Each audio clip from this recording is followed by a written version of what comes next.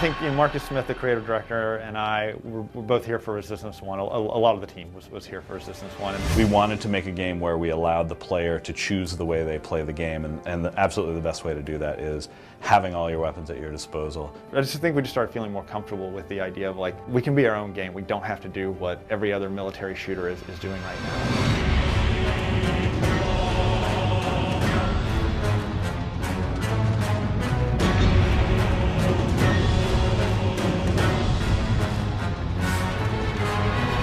I think that it's just kind of in our company culture at this point to come up with crazy weapons. It's so hard, like, always thinking of trying to think of new guns. I mean, between Ratchet and Resistance, I don't know how many guns have been through the series. What is going to be different? What else is left? What have we not done? A lot of times we will go back to the Ratchet weapons and say, okay, it's kind of like this weapon, but we want to obviously make it different for this. The best thing about having such a lineage of having exotic weapons is we can go back through our kind of library of effects and library of functionality and say what worked, what didn't work, and what can we bring to the table here.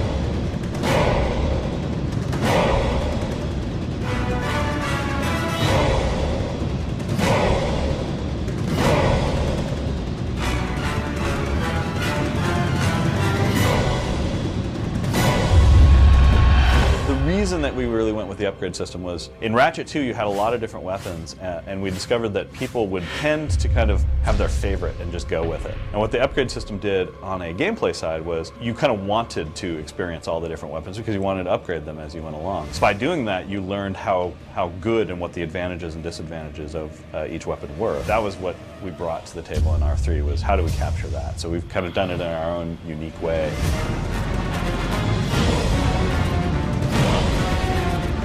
What can happen sometimes is that you wind up with a weapon that's really fun to use in a test level, but in the game it's either too slow, too cumbersome, or too difficult to set up, and so the player doesn't wind up using it. Like if you have a choice between using some exotic, difficult to use weapon and just shooting an enemy in the face, if there's no big tangible reward for using the exotic weapon, you're just going to pull out the carbine and keep shooting people. Programmers and animators and effects guys really stepped up and went from taking these things that when we were prototyping them, they felt okay, but you weren't getting that visceral feedback, and they look fantastic now. They feel fantastic, they're fun to use, and they feel so different from what it is in any other game.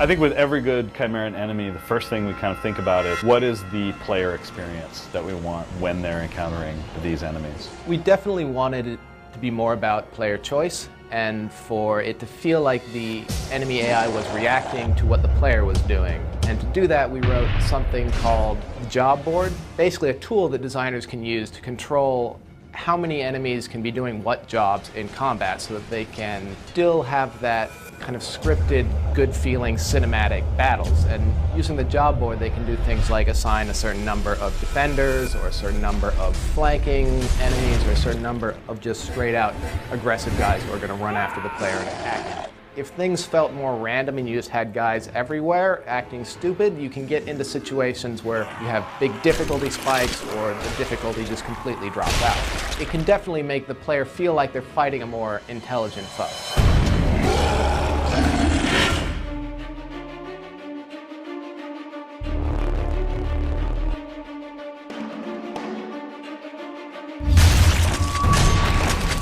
The Grims are, for lack of a better term, almost aborted hybrids. So they're halfway between human, halfway between a hybrid. Malnourished, malfed.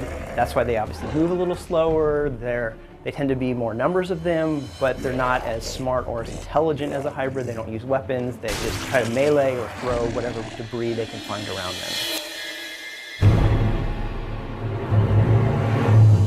The hybrids are becoming more stronger because it's now their environment, it's getting closer to their homeworld. In R2, we had the hybrids that had a lot more armor to keep them colder and sort of to insulate their bodies, but now that the world is getting colder, the hybrids are tending to wear less armor because it's more like their homeworld. The Longlegs started as an idea of how can we make a jumping chimera. We had initially some more bird-like creatures, some more dinosaur-looking like creatures. Dialed it back, we designed a very intricate, detailed hydraulic system for his legs that allow him to kind of jump and hover as he's moving around the level.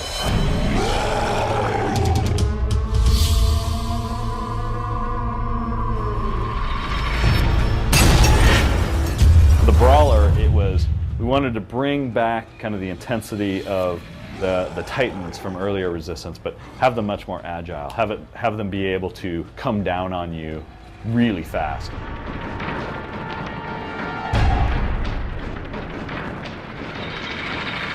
Almost indestructible. He has weak points which, unless the player shoots those, he isn't going to do any damage to him. He is a melee character who runs around destroying whatever's in his path, including you. Okay, how do we make that fun? How do you fight that? We don't want it to make it a bullet sponge either. We don't want the player to just kind of sit there and pelt, pelt, pelt, pelt, back up, pelt, pelt, pelt. Animation-wise, we wanted to feel like he was moving more like a gorilla, like a silverback gorilla. We didn't want him to feel like just a dude in a suit. The thing kind of develops on its own in rough form as we're developing the art style, kind of how you make him a Chimeran-looking creature. Goes part and parcel with how do you make him feel good and fun in a situation.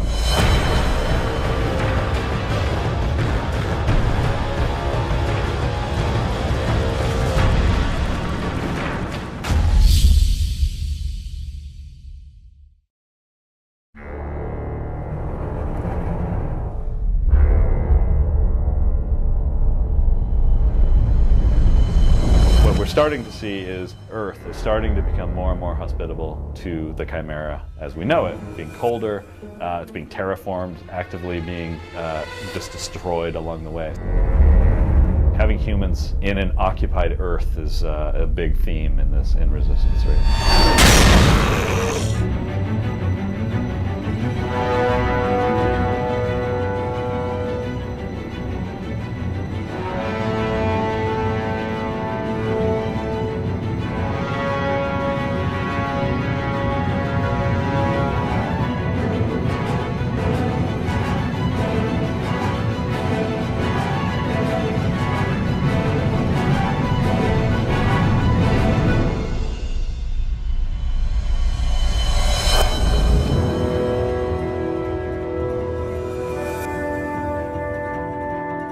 I made a very conscious effort in the visual design of the game to tell the story through color, and as a result, depending on the mood or the feeling that I want the player to get across based on the story, the colors will change.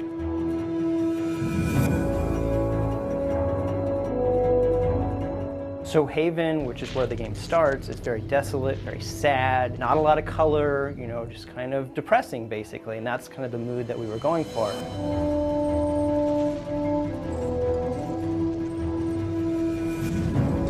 And then when you get to the boat, we start adding a little bit of green, a little bit of color starts to come in, until you eventually get to New York, which is more of our bluish kind of snow level. So it's not really devoid of color, it's more controlled color.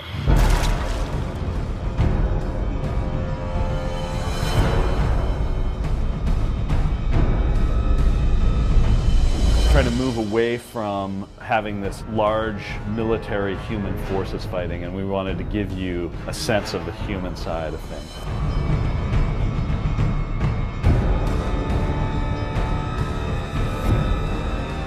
We advanced the time a little bit. It takes place 4 years after the events of Resistance 2, and the people that you're fighting with are just kind of regular Joes.